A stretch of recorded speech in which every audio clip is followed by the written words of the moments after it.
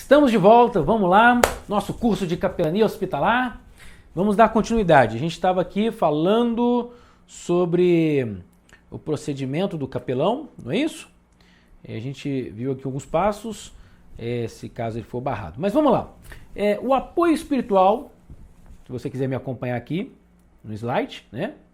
O apoio espiritual deve ser aquele que põe o paciente em harmonia com Deus e consigo mesmo. Então esse deve ser o trabalho do capelão. O capelão deve dar esse apoio. E esse apoio não é apenas um apoio espiritual, mas é um apoio que acaba sendo também um apoio terapêutico, emocional, na alma daquele paciente. Mas nós temos esse foco de colocá-lo em harmonia com Deus e consigo mesmo. Por isso que ele não é apenas um apoio espiritual. Ele vai, além de ser um apoio espiritual, também um apoio terapêutico, que vai dar um conforto na alma desse paciente, dessa pessoa que está sofrendo porque alguém que está no hospital. Não sei se você já teve essa experiência de ficar internado, e eu, graças a Deus, não tive essa experiência, mas eu fico imaginando como deve ser ficar ali naquele hospital.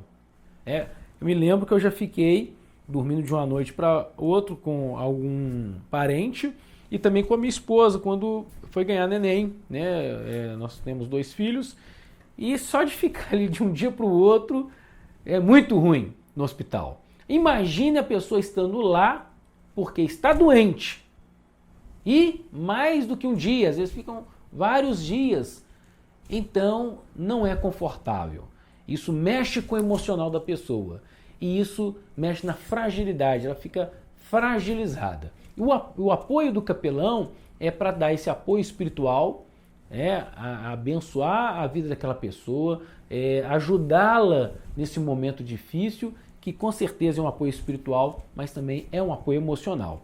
Há uma diferença, dando continuidade aqui ao nosso slide, há uma diferença entre apoio religioso e apoio espiritual. Então você vai perceber que há essa diferença entre o apoio religioso e o apoio espiritual. Quando nós falamos do apoio religioso, estamos falando do âmbito religioso, da religiosidade da pessoa. Cada pessoa tem uma religião, cada pessoa tem uma fé. Então, se aquela pessoa tem uma religião que não é a sua religião, de repente ela não é evangélica, ela é de uma outra religião, então você está ali não para dar aquele apoio religioso, você está ali para dar um apoio espiritual.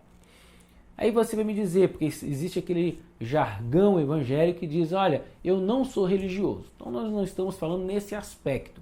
Quando você está ali visitando uma pessoa da sua igreja, da sua religião, então esse é um apoio religioso, que também é um apoio espiritual.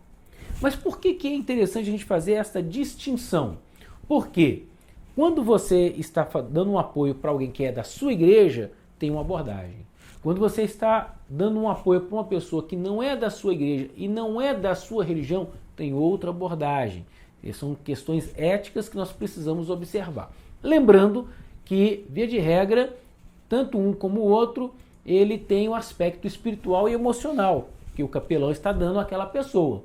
Porém, entretanto, quando se trata aqui do apoio religioso, é na questão de quem é aquele paciente, qual a identificação sua com ele, é da mesma igreja, é da mesma religião, é da mesma denominação, como que é isso? E aí a gente vai perceber, não é verdade? Que há uma diferença. Primeiro, aquele que é da sua igreja.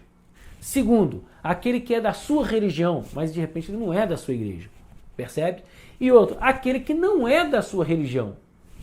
Quer dizer, ele é de outra religião. Então nós vamos perceber que há abordagem diferente. Se você está com alguém que é da sua igreja, você já está, você já tem um acesso mais, possivelmente você já tem um acesso mais íntimo com aquela pessoa, uma abertura maior para poder conversar com aquela pessoa. Mas se ela é de uma outra denominação, você vai estar ali dando esse apoio apenas espiritual, não entrando em aspectos denominacionais ou religiosos, entendendo que ele tem um pastor, ela tem um pastor, ela tem uma igreja, uma denominação onde ela congrega. Então, você não vai entrar em pormenores que cabe o pastor daquela pessoa entrar, ou algum irmão, ou algum capelão que é da igreja daquela pessoa. Isso significa que você não possa visitar e dar um apoio espiritual a essa pessoa? Não, pode sim, desde que você se atente para isso. Desde que você se atente que ela não é da sua igreja, então você precisa fazer essa distinção. Isso é muito importante para não ferir a ética. E isso não impede em nada você dar assistência espiritual para essa pessoa, tá bom? E depois tem aquela pessoa que não é da sua religião, que não é da sua denominação, que não é da mesma igreja. Essa pessoa já tem uma outra abordagem, uma outra forma de você abordar. Então, já que ela não é de nenhuma religião evangélica, você então vai ajudar essa pessoa espiritualmente e vai levar a palavra para essa pessoa já com a finalidade de trazê-la até os braços de nosso Senhor e Salvador Jesus Cristo. Então, você percebeu aí que são abordagens diferentes e a gente tem que tomar cuidado com isso, porque quando se trata de uma pessoa da sua igreja, é uma coisa. Quando se trata uma pessoa que não é evangélica, ok, está totalmente aberto para você poder fazer essa abordagem evangelística. Mas quando é uma pessoa que não é da sua igreja, mas ela é evangélica de outra denominação, você precisa dar essa assistência espiritual, abençoar essa pessoa, mas tomar cuidado com a questão ética, de não ferir a ética naquilo que ultrapassar o seu limite como um assistente espiritual, como um capelão que vai dar uma ajuda, uma oração, vai poder compartilhar a fé com aquela pessoa sem ferir o trabalho, o segmento que ela pertence no meio do corpo de Cristo, né, numa outra igreja evangélica. Então vamos lá. Voltando ao slide. A diferença entre o apoio do pastor e o apoio do capelão. Isso também é muito importante ser observado. O apoio pastoral e o apoio do capelão.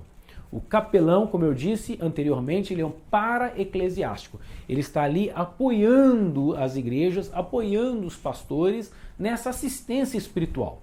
Então, isso precisa ser bem colocado. Por quê? Porque se você é um capelão, mas você não é o pastor, então vamos dar exemplo. Você é capelão e você, como capelão, é membro de uma igreja A. E aí, você foi fazer uma visita para um membro da igreja A. Entretanto, você não é pastor da igreja A, você é um capelão da igreja A. Então você vai ali dar uma assistência espiritual. E nessa assistência espiritual, cabe você orar, cabe você fazer uma leitura bíblica. Mas a minha sugestão é que você não venha fazer um trabalho pastoral, para também não ferir a ética pastoral. E às vezes alguém bem radical vai falar assim, que é isso, rapaz? Esse negócio de ética, e se o Senhor falar comigo que eu tenho que fazer isso, fazer aquilo? Gente, não vamos ser infantis espiritualmente. É necessário ter amadurecimento. Entender que se aquela pessoa tem um pastor, cabe Deus falar com aquele pastor e é o papel daquele pastor de pastorear aquela pessoa. Isso é uma questão ética que precisa ser observada. Tá certo? Logicamente a gente vai estar falando melhor, falando mais sobre esse assunto. O pastor, nós vamos terminar esse slide aqui, e aí antes de terminar esse slide, eu gostaria de ler essa última frase. Vamos lá comigo? Aqui no slide. O pastor cuida de um rebanho de dentro do templo. O capelão não tem rebanho. Cuida de um rebanho que está fora do templo. Ok? Então o pastor cuida de um rebanho de dentro do templo. O capelão não tem rebanho. Cuida de um rebanho que está fora do templo. Percebe uma coisa nessa frase? O capelão não tem rebanho. A não ser que esse capelão também é um pastor de uma igreja, ele tem um rebanho, mas ele é pastor daquele rebanho que ele tem, e como capelão ele cuida, ele ajuda a abençoar o rebanho de Cristo, quer dizer, outras pessoas que estão por aí, de outras igrejas, mas aí não pode misturar as coisas. Porque quando se trata de um pastor de uma igreja, aquele que é o pastor daquela igreja, o pastor conhece suas ovelhas. Ele conhece o estado da ovelha. Então, às vezes, na minha igreja, às vezes eu recebo alguns membros de outra igreja, né? De vez em quando aparece. Não é assim que a gente busca. Mas de vez em quando, às vezes a pessoa está sem igreja, ela pega e vem para a igreja. Aí a pessoa chega, ela chegou, como ela vem de uma outra igreja, chegou e está pouco tempo lá e já começa. Ah, mas olha, o fulano sumiu da igreja, não sei o quê. Você fica tranquilo.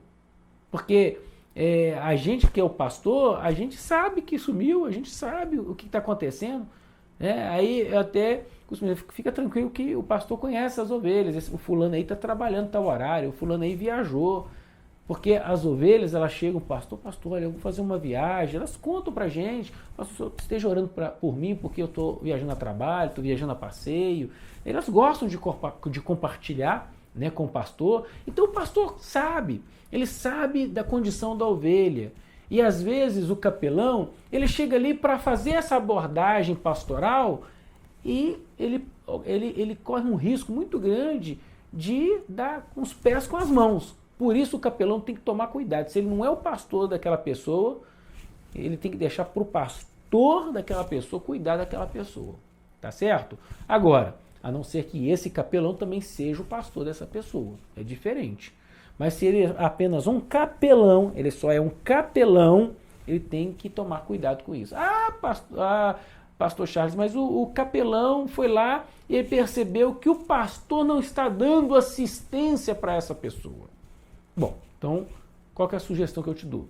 Vá até o pastor. Fala, pastor, olha, está acontecendo isso e isso e tal. Aí, de repente, o pastor está atarefado, apertado por algum motivo, ele não pôde ainda ir. Aí, de repente, ele te dá um aval. Olha, eu vou lá, assim, dar assistência para essa pessoa. Ou então, de repente, você percebe que ele não está muito interessado, porque pode acontecer isso. Mas aí, de repente, você já vai pegar, né, vamos dizer assim, o alvará. De repente ele vai dar uma deixa, não, mas obrigado por você ter ido lá e tal, que bom, né, já que você está indo lá, e de repente ele vai te dar uma direção, vai te dar e você vai poder sim fazer um trabalho mais a contento com essa pessoa aí, tá certo? Então nós vamos encerrar agora esse bloco e eu te encontro daqui a pouquinho para a gente dar continuidade ao nosso curso de capelania hospitalar.